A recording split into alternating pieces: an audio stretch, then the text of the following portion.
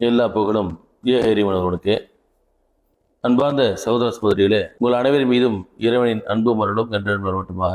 அஸ்ஸலாமு அலைக்கும் என்ற பிரார்த்தனையோடு நான் துவங்குகிறேன். சமீபத்திலே திருப்பூரிலே நடந்த அந்த வரதட்சணை கொடுமையினால் ஏற்பட்ட தற்கொலை, ரிதன்யா என்ற 27 வயது இளம்பெண் தற்கொலை செய்து கொண்ட நிகழ்வு நம்ம எல்லோரையும் அதிர்ச்சிக்கு ஆளாக்கி இருக்கிறது. இப்போ சாதாரண வீட்டு பெண் அல்ல, பாரம்பரியமான மிக செல்வாக்குள்ள மிகப்பெரிய செல்வந்தருடைய மகன். தன்னுடைய மகளுடைய திருமணத்திற்காக கோடிக்கணக்கான ரூபாய்களை செலவழித்திருக்கிறார். 100 பவுனுக்கு மேலாக நகை போடப்பட்டிருக்கிறது. இருந்த போதிலும் திருமணமான 2 மாதங்களுக்குள்ளாக கணவனுடைய வீட்டாருடைய கொடுமையின் காரணமாக அந்த பெண் தற்கொலைக்கு தள்ளப்பட்டிருக்கிறார். இந்த நாடு எங்கே சென்று கொண்டிருக்கிறது? இந்த ஒரு நிகழ்வு மட்டும் அல்ல, மத்திய குற்ற புலனாய்வுடைய அறிக்கையின் அடிப்படையிலே கடந்த 2022ஆம் ஆண்டு நாடு முழுவதும் 13,479 வரதட்சணை கொடுமை வழக்குகள் பதியப்பட்டிருக்கின்றன. வரதட்சணை கொடுமையின் காரணமாக 6,450 பெண்கள் தற்கொலை செய்திருக்கிறார்கள் அல்லது கொல்லப்பட்டிருக்கிறார்கள். அதாவது ஒவ்வொரு நாளும் சராசரியாக 20 பெண்களுடைய உயிர் பறிக்கப்பட்டு கொண்டிருக்கிறது இந்த வரதட்சணை கொடுமையின் காரணமாக. கிட்டத்தட்ட 40 பெண்கள் வரதட்சணை கொடுமைக்கு ஆளாகி கொண்டிருக்கிறார்கள். 21ஆம் நூற்றாண்டிலே கல்வியிலும் விஞ்ஞானத்திலும் வளர்ந்திருக்கக்கூடிய இந்த காலகட்டத்திலே இப்படிப்பட்ட கொடுமைகள் அரங்கேறுவது என்பது இந்த மக்கள் மனிதர்கள் தானா அல்லது விலங்குகளா என்று சிந்திக்கக்கூடிய அளவிற்கு மிக மோசமானது ஒரு சூழலை இங்கு பார்த்து கொண்டிருக்கிறோம். வரதட்சணை ஒழிப்புச் சட்டம் 1959 நிறைவேற்றப்பட்டிருக்கிறது. 1961 நிறைவேற்றப்பட்ட அந்த வரதட்சணை ஒழிப்புச் சட்டத்தின் அடிப்படையிலே வரதட்சணை கொடுமையின் காரணமாக தற்கொலை செய்து கொண்டாலோ கொல்லப்பட்டாலோ 7 ஆண்டு சிறை தண்டனை விதிக்கப்படலாம் என்று சொல்லப்பட்டிருக்கிறது. வரதட்சணை கொடுமை அளிக்கப்பட்டது, கொடுமை நடத்தப்பட்டது என்று நிரூபிக்கப்பட்டால் குறைந்தபட்சம் 6 மாத சிறை தண்டனையும் 10,000 ரூபாய் அபராதமுமாக அந்த சட்டங்கள் எல்லாம் கடுமையாக இருந்தும் கூட இன்னும் ஏன் இந்த போன்ற கொடுமைகள் நடந்து கொண்டிருக்கிறது நாம் சிந்திக்க கடமைப்பட்டிருக்கிறோம். பெண்களுக்கான கொடுமைகளுக்கு பெரும்பாலும் பெண்களே காரணமாக இருக்கிறார். சாதாரணமாக ஆண்களை ஆணாதிக்க சமூகம் என்று சொல்லுவோம், பெண்களை கொடுமைப்படுத்துகிறான்னு சொல்லுவோம். அது ஒரு பக்கம் இருக்கட்டும். ஆனால் குறிப்பாக ஒரு பெண், அந்த ஒரு பெண்ணை திருமணம் செய்வது கொடுப்பது என்பது பெண்ணை பெற்றவர்களுக்கு இன்றைக்கும் ஒரு குதிரை கொம்பாக, ஒரு எட்டாக்கனியாக இருப்பதை நாம் இன்றைக்கு பார்த்து கொண்டிருக்கிறோம். கல்யாணம் பண்ணிப்பார் வீட்டை கட்டிப்பார் என்று தமிழிலே ஒரு முதுமொழியை சொல்வார்கள். திருமணம் என்பது எளிமையாக இருக்க வேண்டும், திருமணம் என்பது இயல்பாக நடக்க வேண்டும். ஆனால் இன்றைக்கு திருமணங்கள் கடினமாக்கப்பட்டிருக்கின்றன. திருமணம் என்பது சொர்க்கத்தில் நிச்சயிக்கப்படுகிறது சொல்வார்கள். ஆனால் இன்றைக்கு ரொக்கத்தில் நிச்சயித்துக் கொண்டிருக்கிறார்கள். மாப்பிள்ளைகள் விலை பேசப்படுகிறார்கள். கிலோ கணக்கில் தங்கம், கார்கள், இருசக்கர வாகனங்கள், வீடு என்று ஒவ்வொரு பகுதிக்கு தகுந்தாற் போல, ஒவ்வொரு மாநிலத்திற்கு தகுந்தாற் போல, ஒவ்வொருடைய வசதிகளுக்கு தகுந்தாற் போல இந்த வரதட்சணையின் அளவுகள் வேறுபட்டு கொண்டிருக்கின்றன. அன்பிற்கிடையே இந்த வாழ்க்கை இருக்கிறதல்லவா, இப்படி ஆரம்பிக்கக்கூடிய ஒரு வாழ்க்கை இப்படி ஒரு நிம்மதியான வாழ்க்கையாக, அமைதியான வாழ்க்கையாக, மகிழ்ச்சி பொருந்திய வாழ்க்கையாக இருக்க முடியும்? முதல் கோணல் முற்றிலும் கோணல் அல்லவா. ஒரு ஆண் விலைவேசப்படுகிறான். ஒரு பெண்ணிடத்திலே அவர்களுடைய பாலியல் இச்சையை தீர்த்துக் கொள்வதற்காக சென்றால் அவருடைய விளைவுகள் சொல்கிறார்கள், அந்த பெண்ணை குறை சொல்கிறார்கள். ஆனால் வரதட்சணை வாங்கக்கூடிய ஆண்களை ஏன் விலைமகன்கள் என்று சொல்லக்கூடாது? எவ்வளவு கேவலமானது ஒரு விஷயம். ஆக சட்டங்களால் மட்டுமே ஒரு குற்றத்தை தடுத்து விட முடியாது. நாளை நான் என்னுடைய படைத்த அந்த இறைவனுக்கு முன்னால் பதில் சொல்ல வேண்டும் என்ற உணர்வு ஒவ்வொரு ஆணிடத்திலும் பெண்ணிடத்திலும் இருக்க வேண்டும்.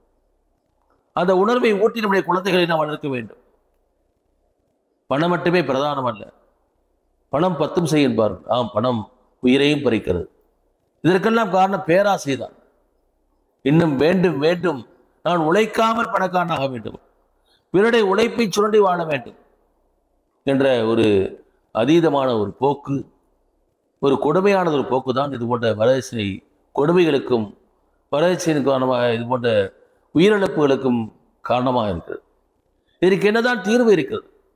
அன்பிற்கிடையே எல்லாவற்றையும் ஒவ்வொரு வீட்டிலும் அரசாங்கம் கண்காணித்துக் கொண்டிருக்க முடியாது. ஒவ்வொரு இல்லத்திலும் நாம் ஒரு பெண்ணை தேடுவதிலிருந்து, ஒரு பையனை தேடுவதிலிருந்து, ஒரு திருமண வைபவத்திலிருந்து, குழந்தைகளை வளர்ப்பதிலிருந்து எல்லாவற்றிலும் இறைவனுக்கு முன்னால் பதில் சொல்ல வேண்டும் என்ற உணர்வு பெற்றவர்களாக நாம் ஆக்க வேண்டும்.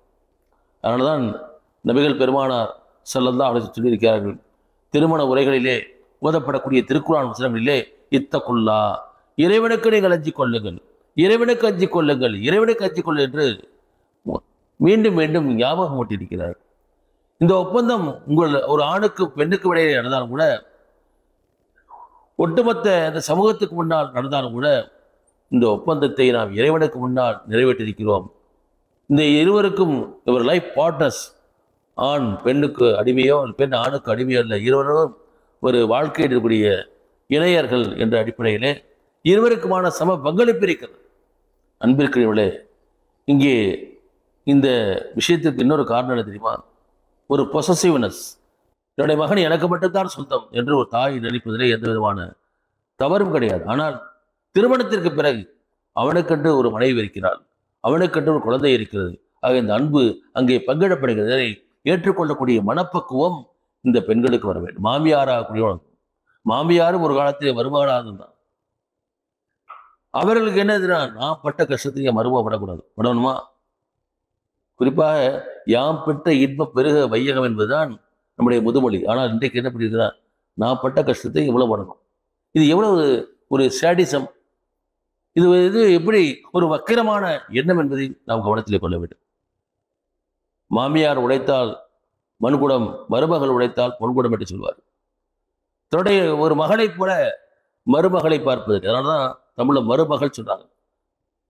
வேறு அதாவது ஒரு கொஞ்சம் யோசித்து பாருங்கள். ஒரு பெண் ஒரு ஆணை திருமணம் செய்து கொண்டதன் காரணமாக 20 ஆண்டுகள் 25 ஆண்டுகள் தம்மை வளர்த்து பாலூட்டி சீராட்டி வளர்த்து தன் படித்து ஆளாக்கிய அந்த பெற்றோரை, தன்னுடைய உடன் பிறந்த சகோதர சகோதரிகளை, தான் வாழ்ந்த வீட்டை, தன் வாழ்ந்த ஊரை எல்லாவற்றையும் விட்டுவிட்டு ஒரு தியாகியாக இன்னொருடைய வீட்டுக்கு வந்து குடிபோகிறாண்டா, அவளை எவ்வளவு பெரிய தியாகி! அவளுக்கு நாம் எந்த அளவிற்கு நாம் கண்ணியம் அளிக்க வேண்டும், தன்னுடைய மகனை விட அதிகமாக அவளுக்கு மீது நாம் பாசம் செலுத்த வேண்டும். ஒரு பெண் தன்னுடைய கணவனுக்கோ தன் கணவனுடைய குடும்பத்தாருக்கு ஏதாவது நடந்துவிட்டால் துடித்து போய் விடுகிறார். ஆனால் இன்றைக்கு நாம் எப்படி நடந்து கொண்டிருக்கிறோம் கொஞ்சம் யோசித்து பார்க்க வேண்டும்.